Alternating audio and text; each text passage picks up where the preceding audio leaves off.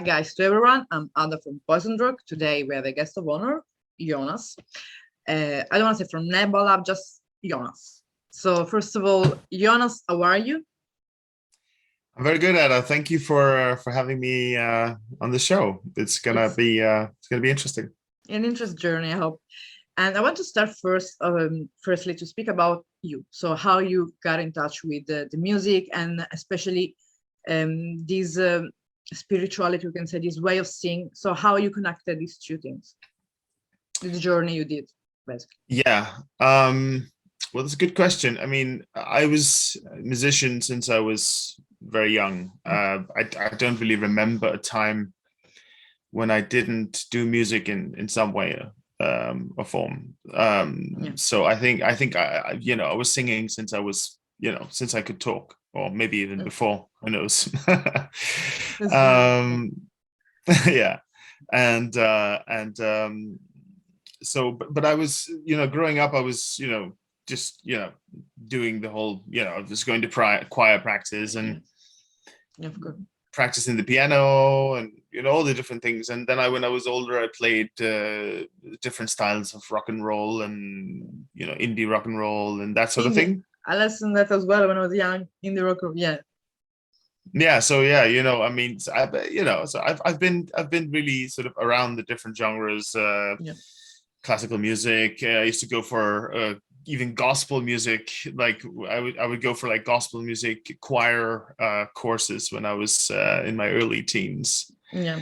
Not because I was particularly interested in that, but just I grew up on a small island, and if there was a gospel choir that came to the island and they were having a course, then I would just join and Yeah. hallelujah and all that stuff. So you know how it's been growing up in an island as well. Yes, yes, yeah, you're in Sicily. So Yeah. yeah. I grew up on a small island, 45,000 people, in the Baltic Sea. It's a Danish island, and so I was always playing music, and my family is I wouldn't say they're religious, but both my grandmother and my grandfather were priests in the Protestant church. Okay. So I grew up with a lot of church music as well. But it wasn't really before I went to India. And Okay, when I, that's interesting.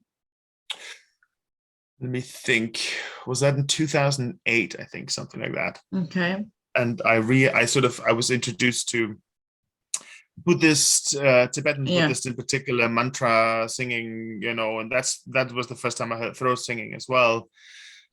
Coming by a small little temple where they were sitting and doing their recitations, and Yeah. I was doing a walking meditation at the time, so I was already, or let's say I was trying to get into a meditative state. Yeah. You know how hard that can be sometimes, and Yeah. but that sort of, when I saw that and sat down and I was compelled to just sit down and listen to it. Yes, sure. I was just transported immediately into some kind of meditative It felt state. like sort of calling, like the meditation. Yeah. Yeah, you could say that. I mean, I got really inspired by especially the Indian ways of creating music that has a direct spiritual significance of some sort. Yeah. So I've said this before many times, but I think all music, when done with full passion and with Yes. full presence, is spiritual in some sense. It doesn't matter Of what kind of course. music it is. Yes. Sure. But Of this, course. but this music seemed to just focus more directly on the spiritual Yes. aspect of it. Yes. I agree. Uh, yeah. So that was sort of my first introduction to that, and got really into that, and studied some stuff, not throat singing at that time. Okay. But then when so Christopher and Maria from Heilung have been friends of mine for Okay. many years, since I was 18, I think. So that's 20 years now. Jesus Christ. Giving away. Maybe we're the same age, so don't make me feel old, please. Yeah, young. Well, age is a state of mind, right? Yeah, I agree completely. There's no biological clock. No, completely. Well, maybe there is at some point, but I mean, I don't want to anyways. think about that now. We'll just think about that another time. We'll cross that bridge when we get there. Yeah, exactly. Yeah, no, so when I met those guys, and I rented a small room in their studio in Hmm. Copenhagen when I was living there at some point, and I heard the first drafts of what later Okay. became Heilung, and I Hello. was just I thought it was really interesting that they were using throat singing techniques and so Yeah, on but with the religious iconography and religious language and so on of the ancient Nordics. yeah, And I've always been interested in especially mythology, all kinds of mythology, yeah. not just Nordic, but mythology from all over the world. So I just found that to be extremely fascinating. And when so that kind of even further exacerbated my not exacerbated, but further inspired me to do True. these things. So oh, hang on. Yeah, what is it? My daughter just came and asked me something. Oh, One sec. just There we go. fine. Thank There you go, you. sweetie. It's cute. Where was I? Yeah, so it Yeah. like it just further inspired me and so on. So I thought that was really interesting. And when they asked me to join, I obviously said yes to join the live band. And yeah, it kind of yeah got me Bring further down that down. rabbit hole. Yeah. Yeah, that word. There is I think there's a different word from all the rest of the music scene.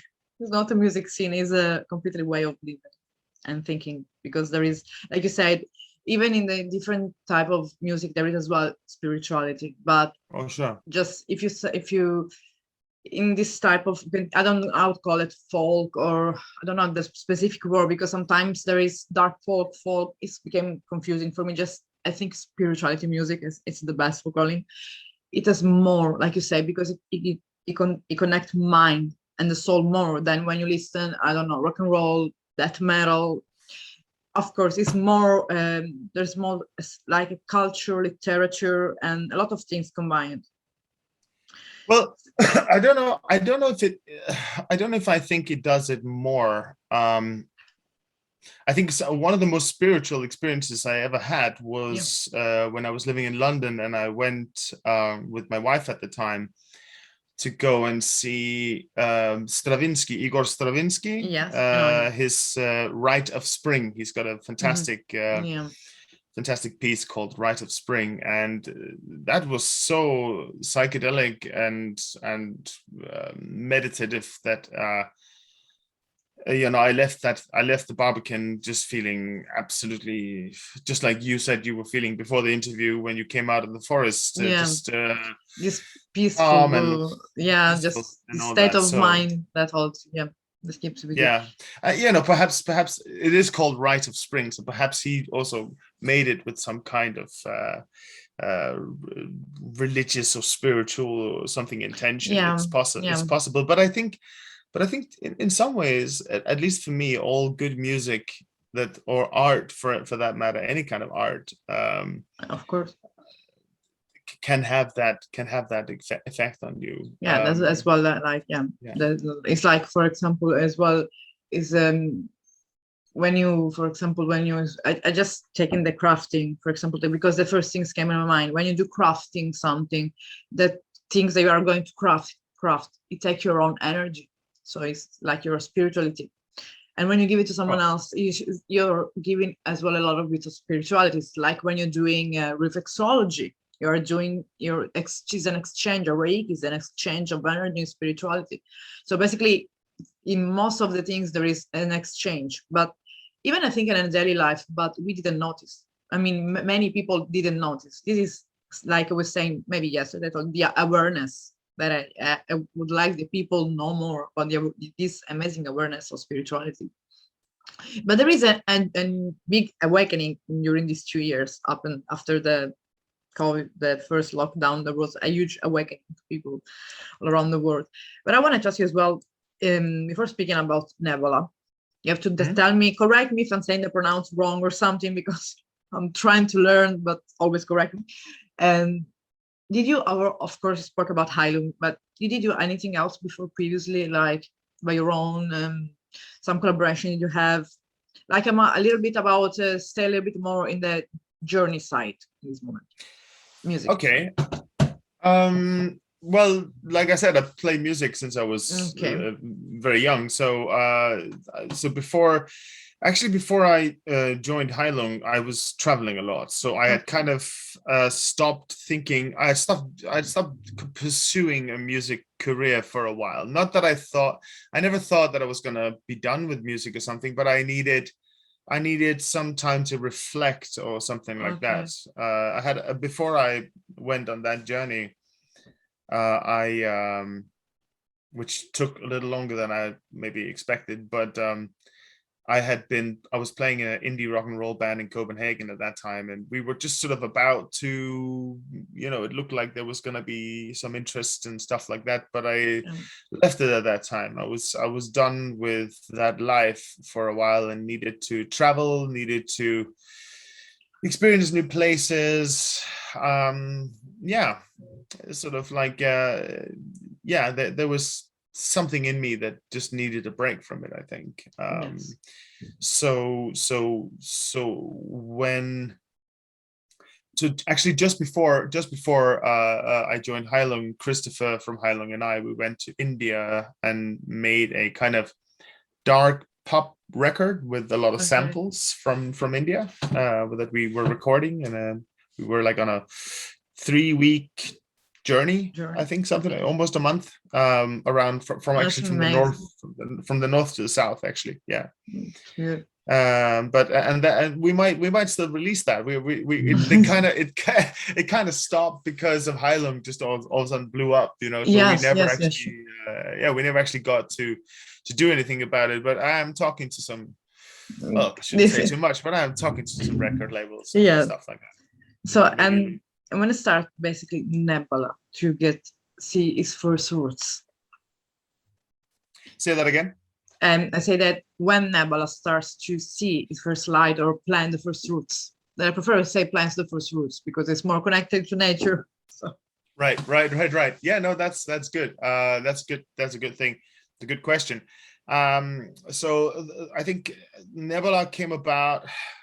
It's hard to put a particular time on it, but I mean, I think I left Heilung. Okay. Or I told Heilung I was going to leave, or I told Christopher that I was going to leave in August of 2019. And Nebala, which didn't have a name at that time, but it was just some music in my head and some intentions and voices and so on, had been around for, I think, 6 months before that. And I just knew with myself that because Heilung is a huge machine, it's a huge beast, it's a massive band, it's a lot of touring, it's a lot of energy that you have to give to that, and I just felt I couldn't give that energy to the Heilung entity anymore, if you will. Like you want, yeah. So I wouldn't be true to myself if I stayed, basically. So I told them I would leave, and a month after that, I was contacted by a music agent who needed someone with my particular skills to come and do a music session for a new Viking movie. That's all I got to know at that time. That's a new Viking movie. Can you come and do something? And I was like, yeah, God, yeah, all right. Well, a new Viking movie. I was sort of kind of trying to be done with the whole Viking thing. In fact, the record was going to be about the first Nebala record was going to be about rites of passage. Yes. And it wasn't going to be necessarily focused on Nordic stuff. I was going to take inspiration from all over the world and Jungian archetypes and that sort of thing. But anyway, I thought, okay, fine, I'll go and do it. It sounds like fun. It's going to be in the Air Studios, which is a legendary studio in London, started by Sir. God, what's his name? Something Martin. Well, I can't remember his name right now. The guy who produced all the Beatles records and stuff like that. Doesn't matter. Doesn't matter. Anyway, it was a big studio. I thought that'd be an interesting thing. And then I got a meeting with one of the composers from who was going to be there at the session, a guy called Sebastian Gainsborough. And when I had that meeting with him, I was really sort of, okay, he seems like a really interesting guy. This sounds like this could be actually really interesting. And he told me who the director was, and that was Robert Eggers, who, Yeah. And Of then course. I checked out The Witch, and then I was like, fucking hell, this Yes. actually could be very interesting, like For a lot so, of details, particularly oh my details God. and darkness that he put into that. Yeah. Yes. Absolutely. The research he does is immense, but so I thought, okay, this could actually be really interesting. So I went to the session. It was an awesome session. I really had a really great vibe with Sebastian Gainsborough, and I asked him if he wanted to have another meeting with me about starting this project that I had in my head. Yeah. And he wanted to do that. So we had a meeting, and that's how basically I found my collaborator to start this journey for Nebala. And then I started talking to Matthias Nordvik, the professor of pre-Christian religion, and who runs the Nordic mythology podcast with Daniel Farrand. And I asked him if he wanted to join and help me with the research and so on. Yes, this is really important, having the right information, the right source. It helps to build the world, basically. Yes. that you want to create, to do research. I love to do that, to do it that way. But and then Agupta as well, who's a philosopher of mind and she's a nature philosopher actually, but also spends a lot of energy on studying philosophy of sexuality, basically. Yeah. So us three together developed the concepts. I developed the music, the first 3 songs that are on the EP, together with Sebastian Gainsborough.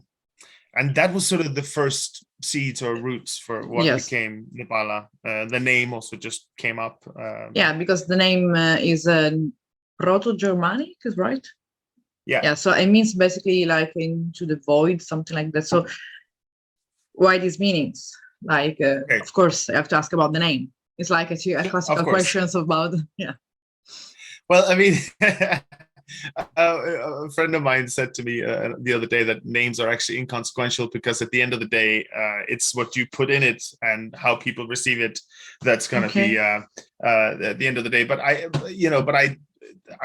really well, basically it was an aesthetic attraction first. I saw the word and it sounded great, and then I found out that it means it's the same. It's the root of the word nivel or nibel. So Nibelheim, Niflheim. I get it. Realm of mist, Nibelungsring, that sort of thing. But in Proto-Germanic, it basically means mist world or the underworld, you could say. The underworld, yeah. So it's it's the place from where everything springs in some sense. A place of magical potential, that sort of thing. Everything's changed. So I thought, okay, well, this is a great name. I really like this name. So and from that, you like you said before, you released like an EP. Yeah. That you spoke before, and now it's gonna be released in July, 29th July. 29th of July. It will be released. I've become confused now, because on Bandcamp it says 22nd, so I have to talk to my label. I think it's 22nd actually. I think it's been pushed back one week. So it's going to release it's great. Yes, the name, which we had some issues to pronounce, like Lustush Lathu, and I can say the last 2 words for Wodush Alu. Okay, perfect. Yeah. So I thought I'd choose a a name of the album that everyone could just straight away get, Yeah, because of course you can confuse with that. I mean, it's like you know where it came from, because you can say, oh, maybe this came from another band. No, it came from another project. You, of course, immediately associated with Nebala. And this is like a journey, but it's a different type of journey that goes inside to the, we can say, sacral part of the spirit, like spirituality, but the sexuality and love spirituality itself. So it's interesting. So how do you develop all these things? Because it takes like this three part that you spoke to me about before. So, but I want to meaning that like how you choose this topic, why you choose this topic to talk about it. In my Well, mind, as we talked about before, doing the research really helps. Yeah. These things come about in the research period. yeah, So you do research, and then we did a lot of conversations. Me, Matthias, and Okay. and Nana also joined in, and bouncing ideas off each other. I had this idea to make it about sexuality, and to make it a little bit personal. okay, I had some experiences in the first part, actually all of 2019, okay. where I kind of realized that I didn't know what sex was at all. I didn't know what love was at all, Yeah. and I had I had some pretty profound experiences that I'm not going to get into, but it was just a kind of like a change your point wake of up view. call for me. Yeah. Changed my point of view, exactly. Yeah. And I think I just, like I said to you earlier, I wanted it to be about rites of passage, and that also had a lot to do with my experiences in 2019. These things are always, for an artist, they're always personal in some ways, right? I mean, Yeah, of you course. can make research, and you can make it, you can apply to your own personal life, and anyway, your personal journey. Yeah. So, and basically start to the three stages of sexuality you were speaking about. Yeah, that I was gonna get to that. So basically, but I realized the whole ritual, the rites of passage album was going to be too big. It was going to take me years to do, basically. Because I wanted to, I wanted it to include rites of passage from all over the world. I wanted to do some kind of research trip as well. I wanted to bring different types of musicians in from everywhere and so on. I am going to do that, but I just realized that if that was my starting point, I was setting myself up for disaster. Basically, it was not going to be made. So I thought, okay, I'd start with something a little bit more simple, a little bit more basic, and sexuality is the base of everything in some sense. If you look at it from the point of view of chakras, right? It's of course. It's the balance. It's the ground. Yeah, but it's as well as the balance. The ground. Yeah, it's the balance as well of we can say, I don't want to say relationship because it sounds so standard, because my personal opinion is like a relationship could be anything. It's like, but we can say the love relationship, or anyway, this type of connection you have with a loved one. It's based mainly in this exchange of sexuality that is not only physical, but as well spiritual. I think mainly as well. Sure. I mean, if you take the illustration, the chakra is the Kundalini rising illustration that you've probably seen 1,000 times. It's a good way of illustrating it visually, because you have the base chakra, which is your groin area, basically. It's the sexual drive, and that fuels everything else. Everything rises up from there. Exactly. So I thought I'd start at the base, basically. Okay. I'd start at the foundation. To the first. Exactly. And it fits well with the name. It fits well with the name as well. If Nebala means the underworld, it's the base, the surface. Yeah, the surface. Exactly. Like a tree, basically. It's like a tree. Yeah, exactly. Yeah, absolutely. Yeah. So I started the root and then built my way from there. And the whole three themes of sexuality came about in the research period, because we found different references to spiritual sexuality, sacred sexuality, divine feminine energy, divine masculine energy, and so on. So in that research period, it came up with the three themes. The first one being, and that's why the record is called Lustus Lathu Wodujalu, because lustus is the desire, the longing, the naive young love, the light, that attracts. Lathu is the strife among lovers. It's Yeah. when you actually get together and The there chemistry, are the first chemistry. tensions. Yeah. When you get over that Yeah. period of young love and all that sort of Yeah. thing. And it's also about unrequited love, not feeling the love coming back to you. It's about neglect. It's about sexual violence, all these different things. Okay. The third theme Wodojalo is when you completely merge with the other, and that So is that it's the mature total. Yeah, it's the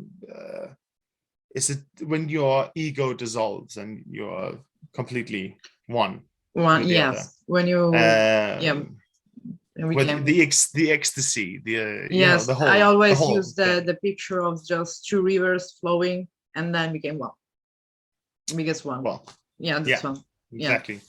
And it gets violent there as well, right? Or not violent, but it gets intense. And yes, because it's just like water. It flows and goes in. It's just go through stones and then waterfall, but always flowing. That's how it should be love as well. Yes, and certainly. but of course you mean it as well. For example, because I was reading before what there was in the description, and as well as pain of broken love, something like not only the like we can say the mature part, so the happiness we can say, but as well maybe the sadness in it, because of course there is the good part of love and as well the heartbroken part. Oh, sure. Yeah. And you need to write both things, right? You need to be able to flow with both those things. But I mean, to give you an example of that, so this single that came out here came out a few days ago, Lathu. That is basically about struggling with your your inner demons and yes, perhaps also the demons of others and so on and so forth. The one that's coming out with the next video in a month is called Ant mer Shalfrither, and that means basically love me like yourself, and it is based on a poem that was found, I want to say in the 900s, but Matthias might kill me now, but I want to say in the 900s in Bergen. And it was written by a man, an unknown man. Okay. And he basically, it's basically a man who is devastated, broken, absolutely broken, because the one he loves has left him, clearly from what you can read in the poem.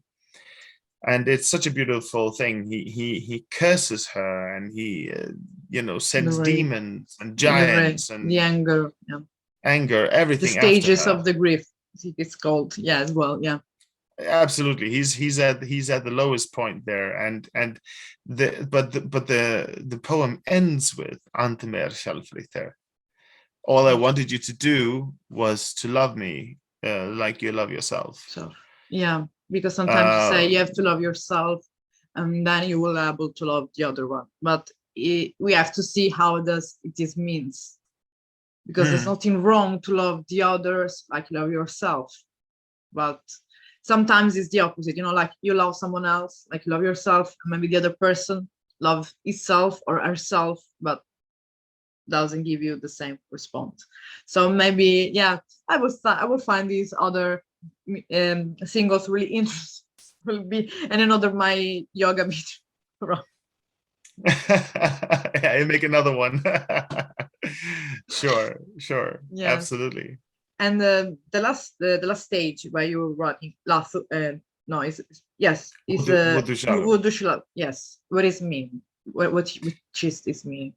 Well, I mean, Wodush means some kind of frenzy or it means ecstasy basically. Okay. And so alu is an ancient word that probably means drink of power or something like that, or drink of. So it's an ecstasy drink of power, you could say. Okay. Yeah. So the songs that are related to that theme are more, they're almost like psychedelic trance, like tribal trancey, Yeah, something more you know. related to the some more maybe to the physical sexuality side. Well, not necessarily. Well, I mean, the sexuality, I don't know how sexuality can't be physical. I mean, it is, Yeah, I mean spiritual, but I mean but mainly that the sexuality itself, and then less. I mean with the love itself, but mainly in the act itself. well, I can't. Those two things for me, they are not divorced. They are Good the same. answer. Good answer. Some people divide them, but good answer. Okay. No, yeah, because I don't think you can divorce those two things. Okay. I think when you're very young, you might be more focused on the physical part of it, Yeah. because that's, that's where all the stuff is, flowing, Yeah. and and oh my Yeah. God, I got a hard penis. What's this about? Like, gotta go use it, that kind of thing, Like or I woman that gotta, want like they said, girl just want to have fun and just go everywhere and have fun. I mean, yeah, you can be like that, meaning like you are a free soul. There are people that are happy to live in the like spirituality, free spirituality, which is beautiful as well, with the knowledge that there is unconditional love with everyone. But it is, of course, other type of culture because of the occidental one. But in general, especially for me, being grew up with like Jane Austen, this type of Anna Karenina, I'm more like the struggling itself. So I'm more oh like yeah, the okay, the type of things. Now I'm getting to other themes, but since I that's was a fine. child, yeah, I started to read it like Anna Karenina when I was like 9. So it was my first things on Madame Baudelaire, I think. Yeah, Madame Baudelaire as well. So I grew up with this idea that the love has to be struggling, painful. But at a certain point nowadays, I say, why? It can be just peace. Peace. Does not be necessarily happiness or sadness, just a state of peace. Hmm. Like a set of But where's the fun in all that? yeah, you are right. But believe me, after a lot of pain, now I need No, a real state of joke. calmness.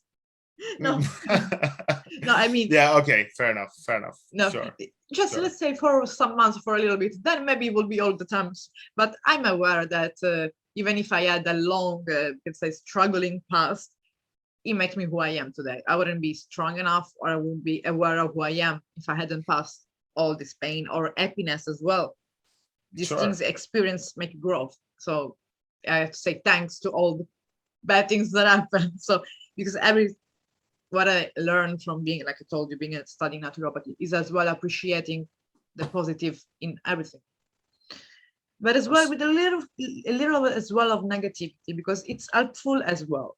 A little, Of course. yes, I because think yeah, to me, I think, when you're at the top of the wave and everything, and you're like, your arms are out and it's very exciting and everything is like, yeah, woohoo, it's crazy, I think if you were in that state all the time, I think, I don't know, that sounds extremely exhausting to me. I think that yeah, the breaking of the wave, or the wake of the wave, is the lowest part, basically. Is super important, because that's a time to rest. It's a time to reflect. When you're feeling really sad, when you're feeling that everything is exactly, extremely difficult or whatever, that's a time exactly. to reflect, There and is it gives you the energy to then go back up on the wave and have fun, so yeah. exactly, and this is why as well a point of healing itself is a point of reflecting, like we're saying, of awareness as well, to know what you want, to understand better what you desire, what you want for yourself, mainly as well for the others. So you can be able to Sure, be a better person for yourself and the other as well. So it's like you sure, are at the lowest, but at the same time, maybe you will see when you're feeling better. At the time, that the moment wasn't bad at all. You were feeling sad, maybe struggling in tears. I don't know, screaming, whatever. I went to the top of the mountain to scream. I did it because I have to get rid of free. I wanted to feel free. But now I'm thinking that was really good because he released, and I'm even grateful for even the smallest tears that was getting out of my eyes. So everything is being appreciated. It has to be appreciated because like being grateful, because sure. feeling emotion, I mean, it's something really important in life. It's wonderful. Yeah, God, it's I'm just looking wonderful for to some go. emotional person in the world. No, I think it's wonderful. I mean, God, I mean, what if you didn't have that? I mean, Yes, of course. what if you didn't have that moment where you went up into the Yeah, mountain and screamed and cried because you were feeling something? Christ, you know. yes. And I recovered. Yes, yes. And I want to speak now about because of course I'm a lover of the. That's why I will start to play tagalarpa really soon. I love all these instruments which are not modern completely because I'm sorry, this is who I am. There's no way to deny it. So which type of because it's like an Indo-Nordic, which type of instrument did you use mainly for the production of the composition of your song? Oh, well, I mean, I would say that drums and Okay, vocals are okay, the main the main, instruments. yes. Drums and vocals are the main instruments. But we since I teamed up because after Really, really a uh, primordial, something really like at the base, something really native, like I said, the primordial sounds, which are the drums and the vocal itself.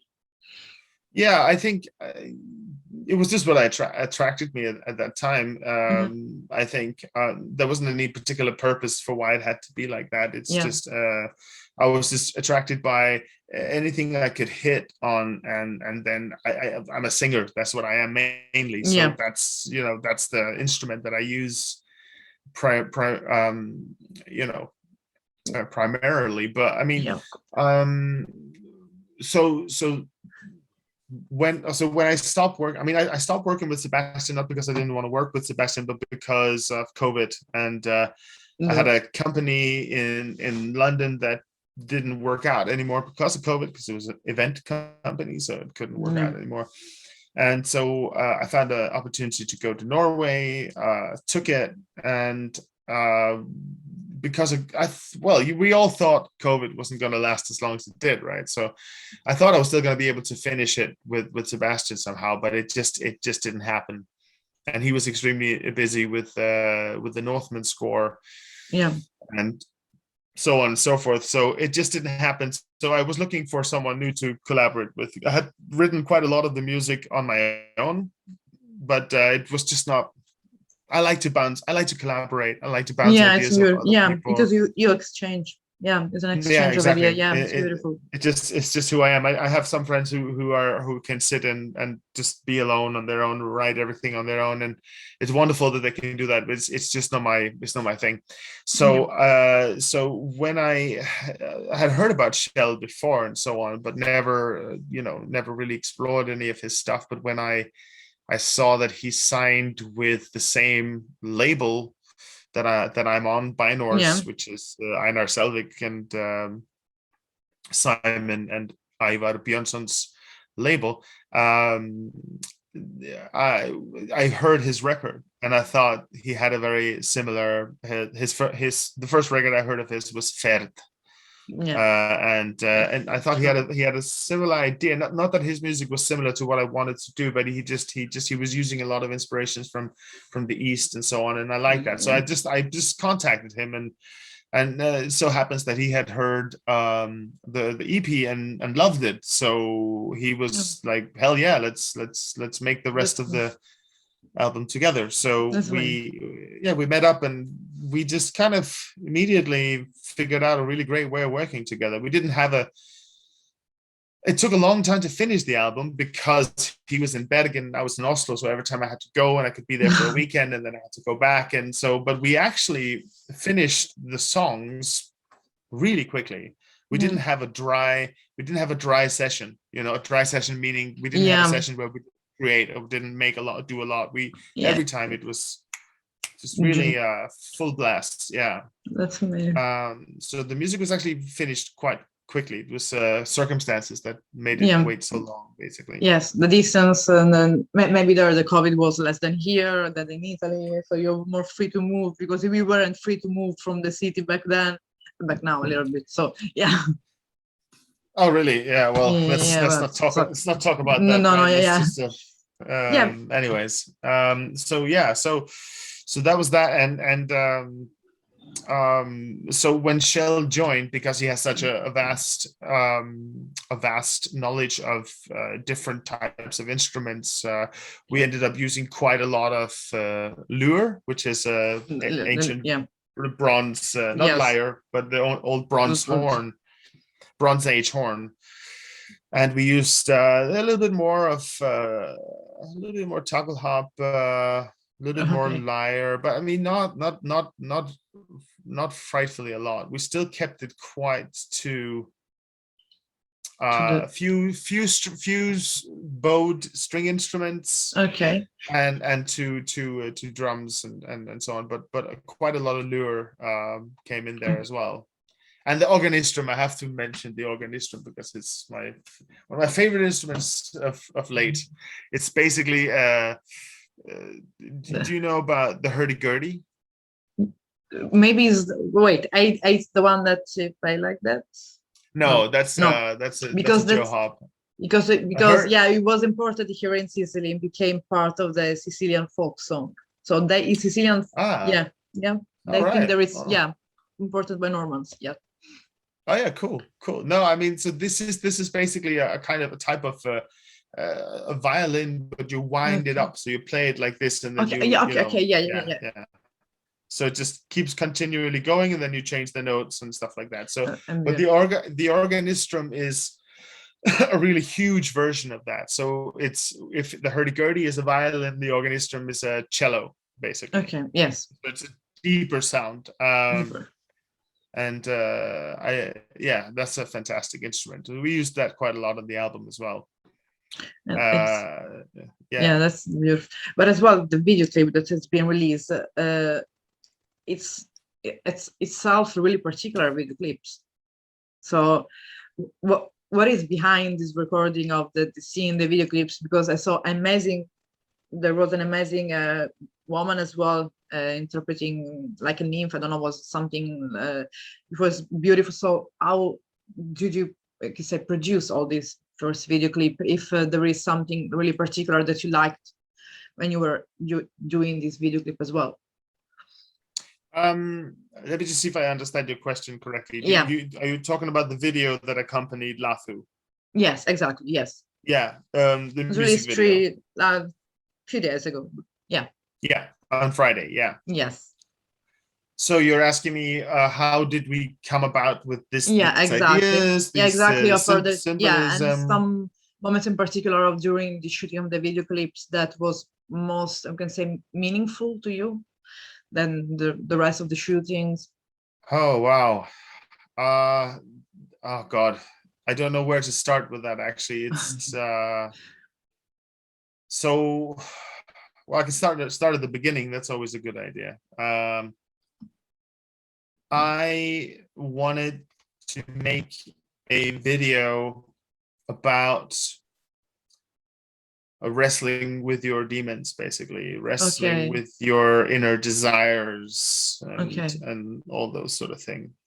Okay. There's gonna be, I can't say too much. I can't tell too much about the backstory. I'll try to say as much as I can without revealing too much, because there's going to be a part 2, which is coming in 1 month, which is explaining the backstory for why this character that I play is in the forest and is doing all this stuff. Why is he there? Why is he doing this ritual? Why is he? The beginning. Yeah. Exactly. Yeah. So a prequel, if you want. If we want to be more modern, contemporary, the prequel. Yeah. It's a prequel. Yeah. But I wanted to make that for it was just the song Lathu also means to let it in. That's what it means. That's one interpretation of the word, at least. So it's basically some kind of shadow integration thing that I was inspired by.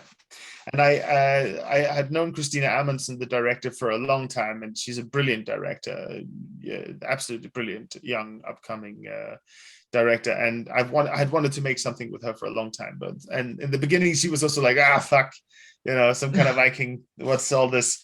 But when I told her the story and my idea, she got intrigued, and we started working on it. I think we worked on the concept for about a half a year before we even went into production.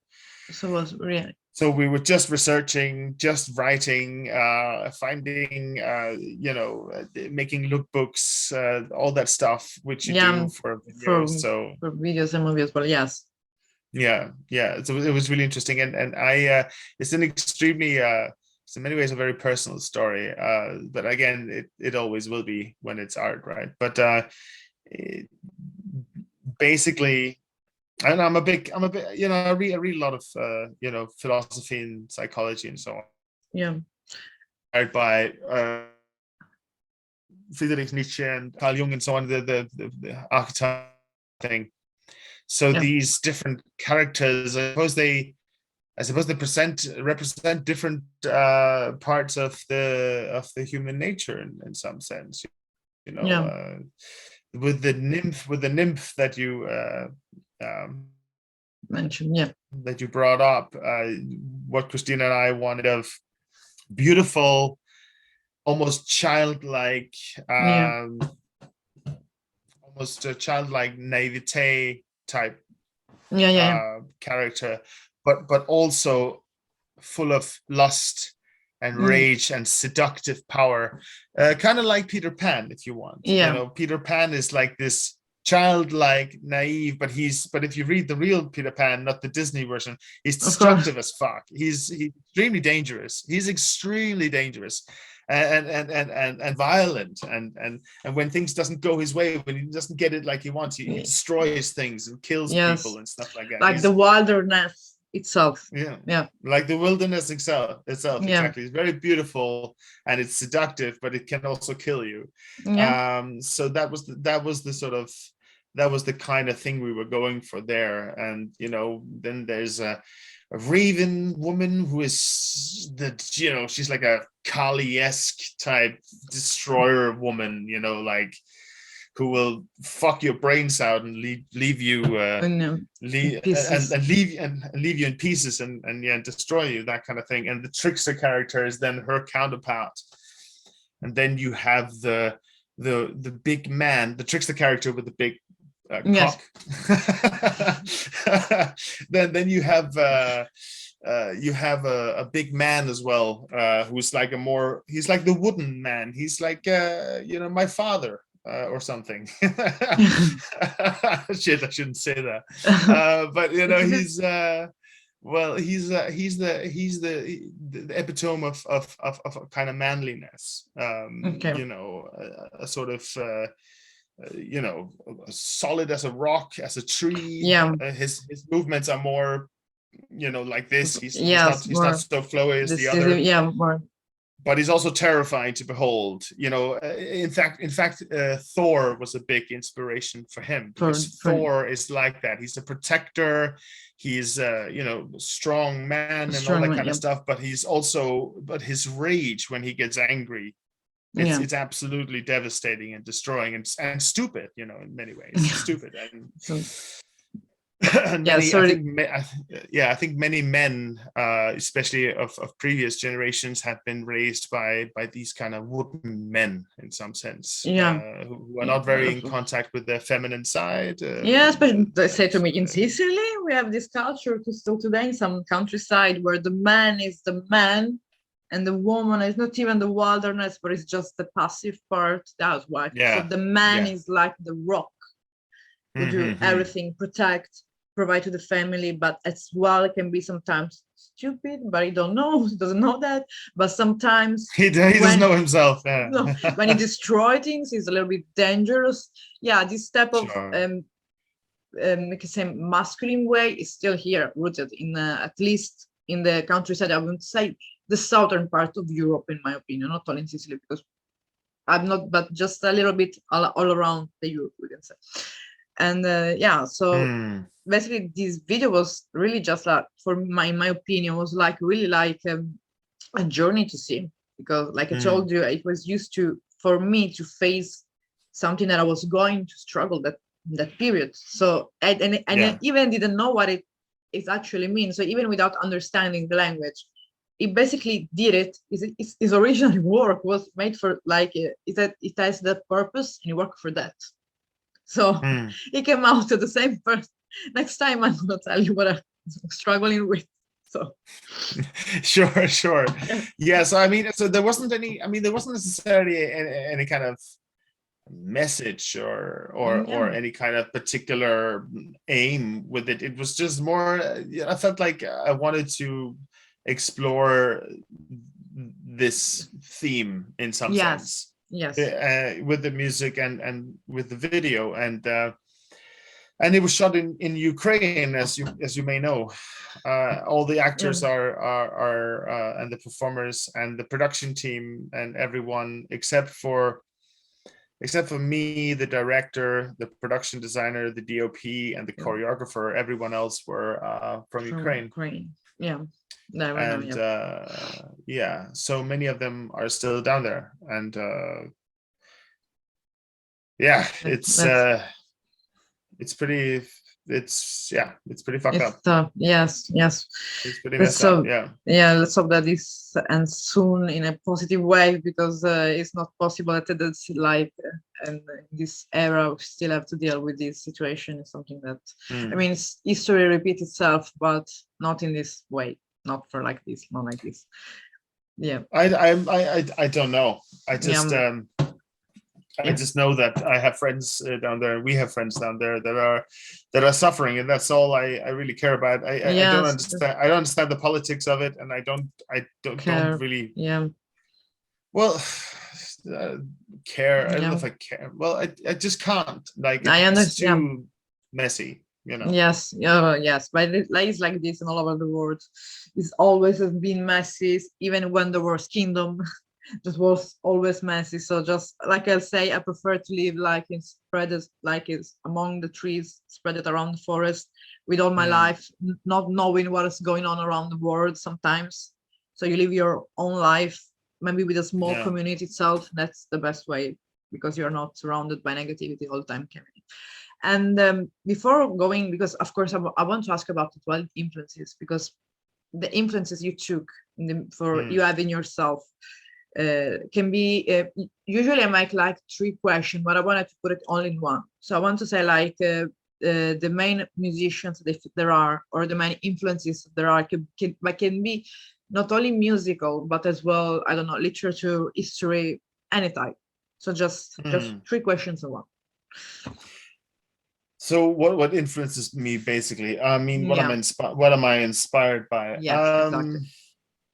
I mean, the kind of music that I like um, is music that challenges me in some way. Okay. It doesn't mean that I can't enjoy music that is non-challenging, which is, stuff to drive to or whatever. I can. I don't actually listen to music. Okay. Uh, That's why I say different type of influences as well, because there it Yeah, could be that's good. anything. It's good. Yeah, it's good for sure. Yeah. Good that you asked.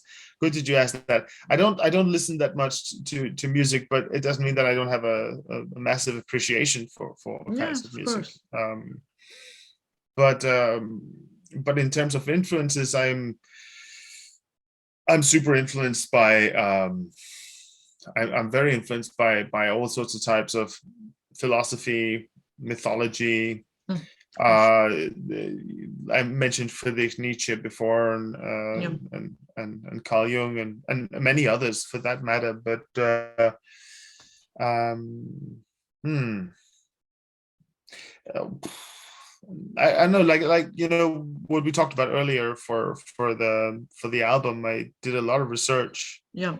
and I love doing that research because it's building a huge world, and once I then go into the studio together with Shell or with anyone else to make the music, the world is already kind of there, so the inspiration is Yeah. already there, formed.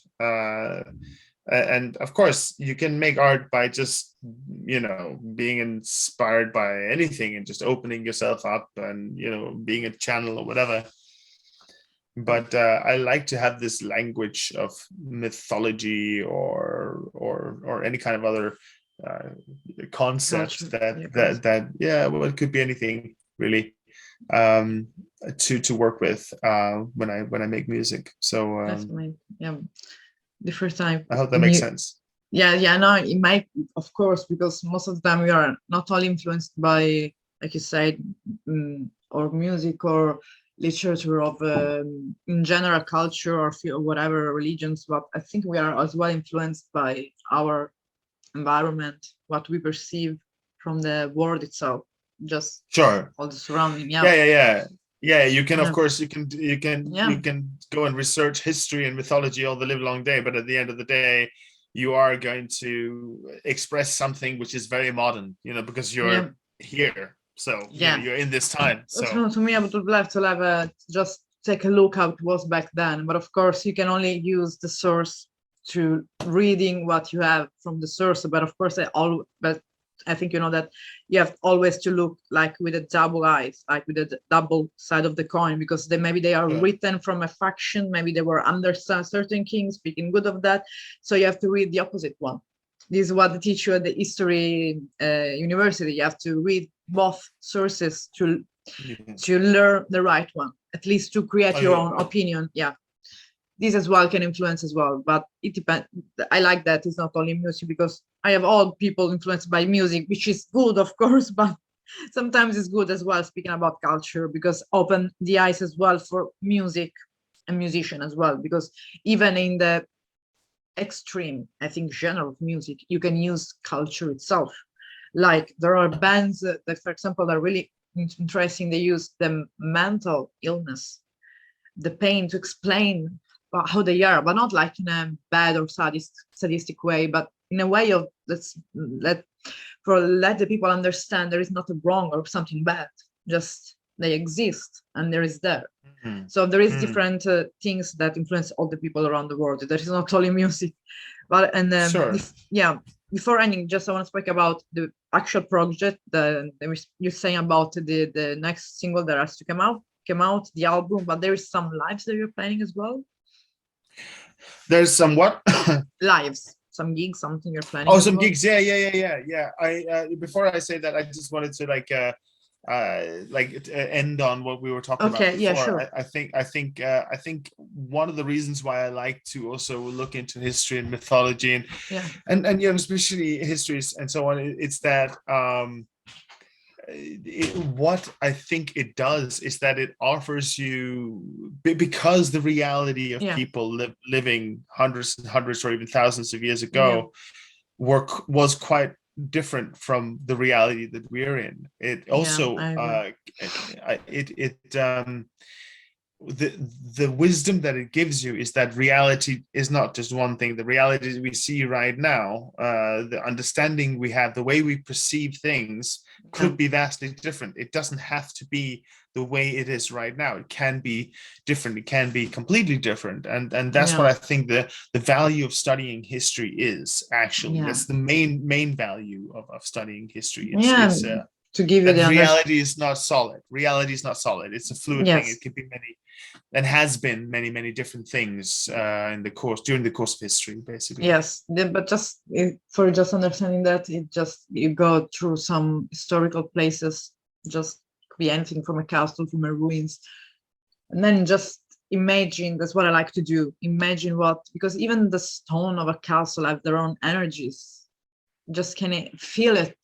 You don't have. There is not that I mean, for me, I feel it. What it was, the energy of the place, and imagine what all the people that passes through the centuries over that where you're walking that moment was walked by a lot of people before you. So this is something that I like to think when I was that really kept me interested all the time in history and in all the type of related topic as well. Sure. I mean, yeah, yeah, Yeah, absolutely. I mean, certain places have intense energies for yeah, sure. yeah, I agree with that. Um, yes. But about live shows, I mean, Yeah. so far we have only announced one live show, which Okay. is Castle Fest in Okay. Yeah. Yeah. August on the Yeah. Castle 6th Fest. on the 6th on the 6th of August. There should be some other stuff being Okay. announced very Soon. soon. Okay. So Can't say anything no, yet, yeah. Just unfortunately. but we will see soon. I imagine. You Yes. will see. You will see. Yeah. We Yeah, will but see. Castle Fest is gonna be great. I mean, we're playing right before my good friend Oliver and his band Faun. Yeah. Of course. Um, Found. I spoke with him 2 minutes. Yeah. Found. Yeah. Of course. you spoke with Yeah. Oliver just 2 minutes Yeah. ago. Yes. Before we start. Well, now it's 1 hour. I know. I got Yeah. it. Yeah, Yeah, I you got it. mean, yeah, I was speaking about me joining them during the tour because I wanted to see them live, and it wasn't possible with all this study and things. So now that I'm free, I can join them. Yeah, they are an amazing band, and he's as well a researcher in history. Um, that's Oliver is one of the good guys. Yeah, for sure. yes. That's how it's always been. Yes. Yeah, for sure. Yeah, I mean, so we're playing right before them, which is great. It's a great time on the big stage. I'm really happy that Castle Fest is taking That's- is giving us this opportunity, actually, which is really really great. And yeah, so we've been working a lot with we've got a band now. I'm going to be announcing all the band members very soon. okay. I've managed to put together a So band there of are there will be a lot of announcements soon then.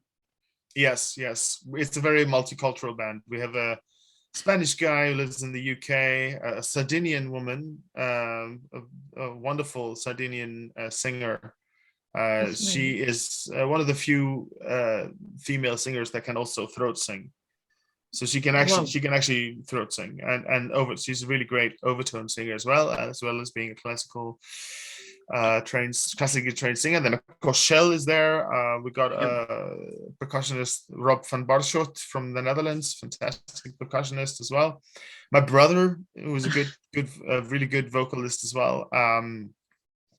So yeah, it should be really excited to bring this Yeah. in, and Yeah. we're trying to make a very we're trying to start with a bang, let's say. Yeah. Yeah, That's amazing. that's as much as I Yeah. can say.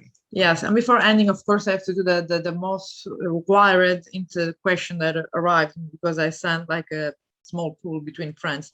They always ask me, "How was it your experience, Northman?" I say that the granted question, but of course I have to ask that because people Of ask me to course, do it. of course. Yes, especially Yeah. as a friend of mine who live in Denmark. He asked me to make this question because he was like, "Oh my, please, can you ask?" Okay, just I will ask for you. Fair enough. How was my experience working with the Northmen? I mean, my God, where do I start? The thing is, like I said, I didn't know who Robert Eggers was before Yeah. before my first meeting with Sebastian, and he told me to check it out. And when I saw The Witch, I was like, Jesus fucking Yeah, Christ, it's amazing. this is an incredible movie. Yeah. And then we went for the session. It was great meeting him and Ralph Ineson, who's plays the dad in The Witch. Yeah. And some of the other guys there, just wonderful people. And then I saw The Lighthouse, and I was even more blown away by his body of work, even though it's just 2 movies and now 3 movies. I think he's an incredible director, and Yes, I agree. I really like his style. Really like his style.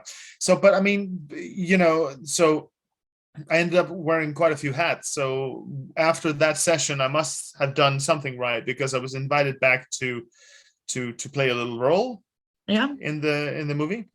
Yeah. Where I basically sing a very funny thing. I don't know. He didn't know what the Nebala music was going to be about. He couldn't have known.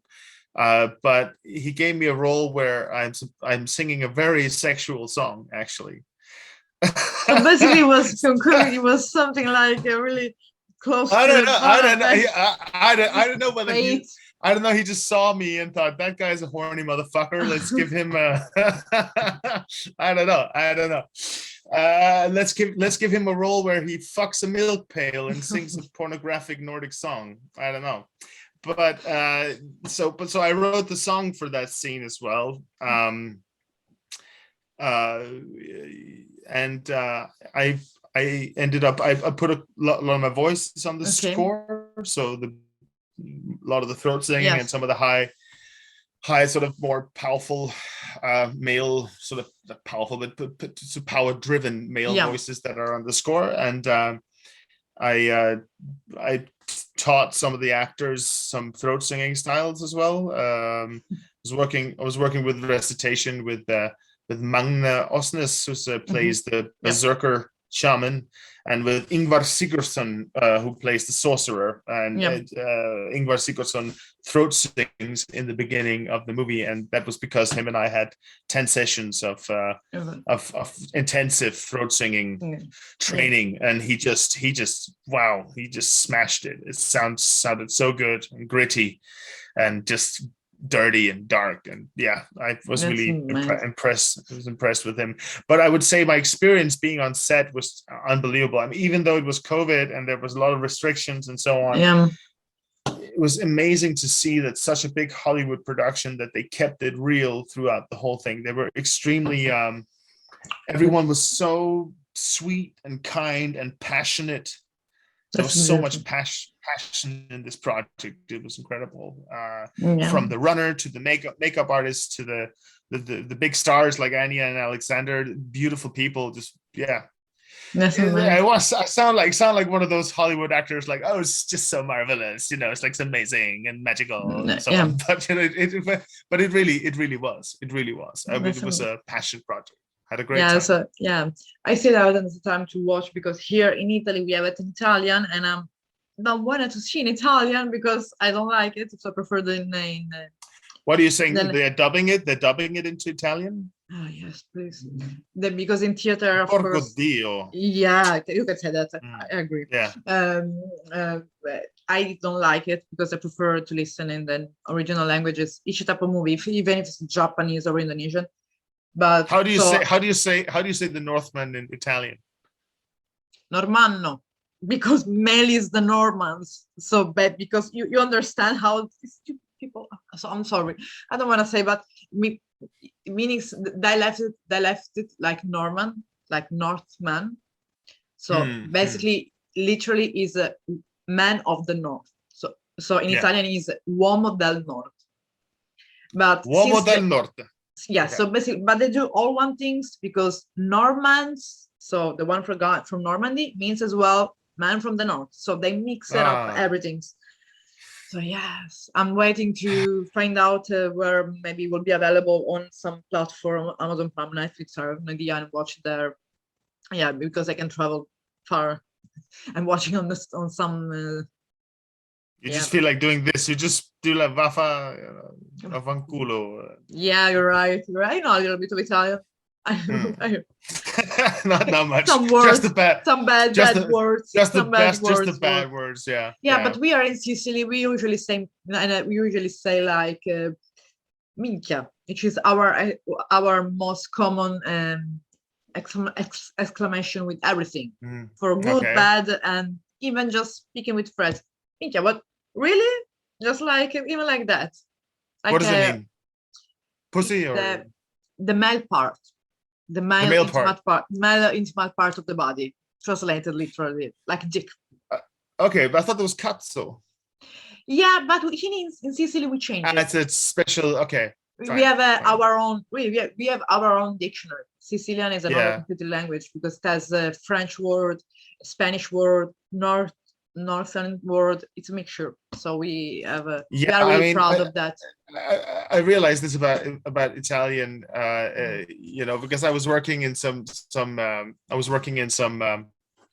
kitchens with quite a lot of Italians, and it was constantly this cazzo, affanculo, this kind of stuff all the time. And I remember I was asking one of the girls I was working with.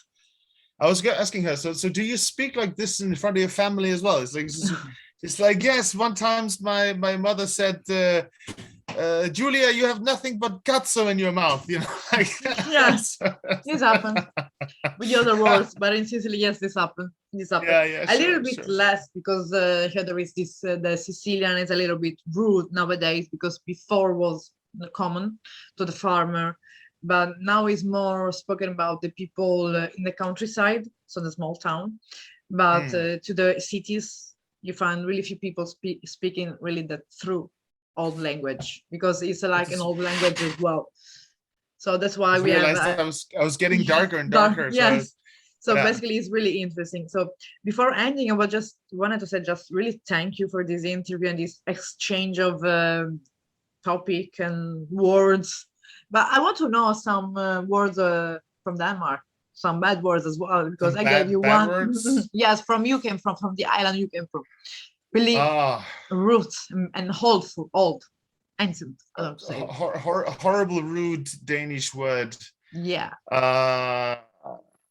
The thing is, from my island, I don't really know. Like, I never really spoke the real sort of thick dialect of my island. But I mean the katso is pig in Danish. Okay.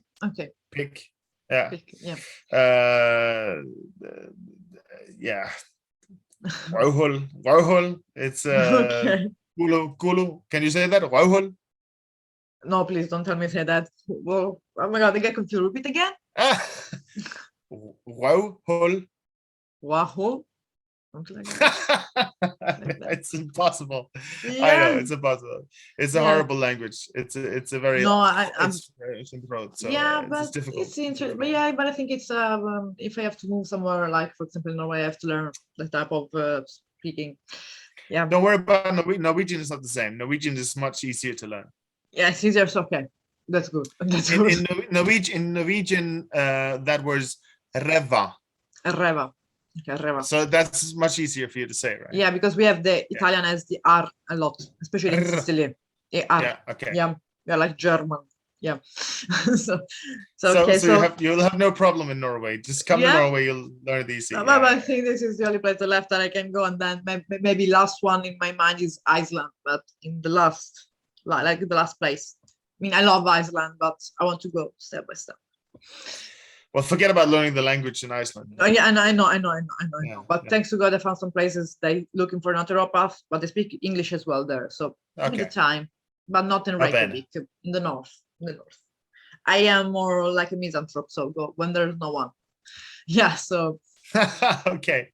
So, what can I say? Thank you so much, Jonas. It was really a pleasure, and I think maybe we will see really in Castlefest, because I was going, because I wanted to go there, and because I wasn't decided to go or meet Girl Blood or there, because they have to. They are mainly in the same period, but they're very close, yeah. But probably I will go there because it's a bit close, and as well time found as well, so I can see all people together in once, which is sometimes even better. I'll be at Midglassblod as well. So if you come to Midglass, we'll see you there as well. Yeah, because I spoke with this Runail, this musician, that we're supposed to meet each other there. So I would like to do like a huge trip all of August. This is always a dream, because here it's fucking warm outside. So no. Wonderful. Come. 45 degrees. I never recommend it to anyone. It's like it's really African. It's interesting, but it's Europe. No. Okay. So thank you so much, and let's see you this summer. Pleasure. Then, and absolutely we'll have something to drink, maybe an herbal tea. Who knows? Or beer? I don't know. Okay. A herbal beer, maybe. Herbal beer. I like it. It exists. I have no idea.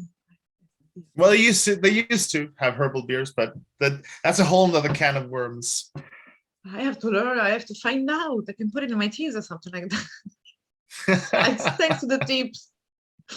So no problem. Have a good evening then, Jonas, and bye. Thank you so much. You too, Ada.